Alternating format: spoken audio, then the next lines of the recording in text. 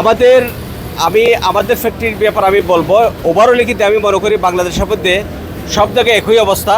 Just আমাদের factory গত last 3 দিন যদি আমরা করে দেখি, এভালুয়েশন করে দেখলাম, প্রতিদিন অর্থাৎ 7 ঘন্টা 54 মিনিট, 7 ঘন্টা 59 মিনিট, 7 ঘন্টা 52 মিনিট, এইভাবে আমাদের 10 ঘন্টার মধ্যে প্রায় 8 ঘন্টা চলে যাচ্ছে এবং 10 ঘন্টা শুধু আমরা ইলেকট্রিসিটি পাচ্ছি।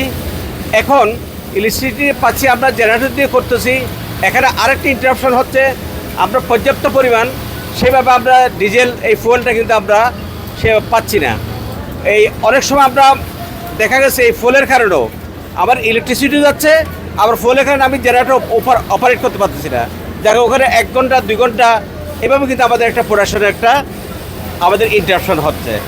এখন এই ইন্টারাপশনে এই অবস্থায় দেখতেছি আমাদের যে প্রোডাকশনের যে ক্যাপাসিটিটা, যে প্রোডাক্টিভিটি হওয়া দরকার, যে ক্যাপাসিটি হওয়া দরকার, সে আমার ফ্যাক্টরিতে আমরা ইউএসের আমরা কাজ করি, ব্র্যান্ডের বাইরে কাজ করি। আমাদের এই ফ্যাক্টরিতে আমার প্রোডাক্টিভিটি হয় 16,060 যদি প্রোডাক্ট হয়, 16 থেকে 18,060 হয়। এখন আমাদের এই প্রোডাক্টিভিটি নেমে প্রতিদিন আমাদের প্রায় 2,000-3,000 করে প্রোডাক্টিভিটি কমে গেছে।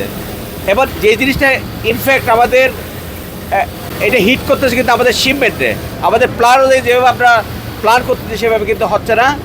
ডিউ টু এই ইনএফিশিয়েন্ট এই কারণে আমাদের এই প্রবলেমটা হচ্ছে। ডিজেল কি আমাদের ডিজেলে কস্টিংটা আমার প্রায় 3 গুণ বেড়ে যাচ্ছে।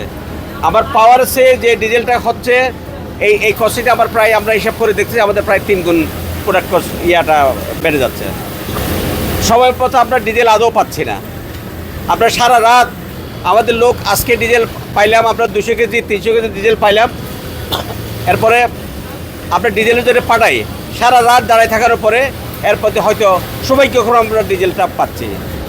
এর মধ্যে সরকার কাছে দাবি, আমি যেটা মনে করি প্রত্যেকটা গার্মেন্টসের যারা উৎপাদনশীল প্রতিষ্ঠান, শুধু গার্মেন্টস না, যারা উৎপাদনশীল প্রতিষ্ঠান, আমরা একটা বাজেট দেব প্রতিদিন আমাদের কত ফুয়েল লাগবে, কত ডিজেল লাগবে, এই বাজেট অনুযায়ী আমাদেরকে নির্দিষ্ট যারা এই যে যারা ডিজেল প্রদান করে, যারা পেট্রোল পাম্প আছে, যারা পাম্পে, আমাদের নির্দিষ্টভাবে একটা আমরা কাট করে দিতে হবে সরকারের পক্ষ থেকে। আমরা আমাদের যে টার্গেটটা দেবো সে অনুযায়ী আমাদের যাতে ডিজেল আনতে যাতে কোনো ইন্টারাপশন না হয়, আমার লাইনের প্রোডাকশনে যাতে কোনো ক্ষতি না হয়, ওরাই আমাদেরকে সরবরাহ করবে। আমি এটাই সরকারের কাছে এই জিনিসটা আশা করব।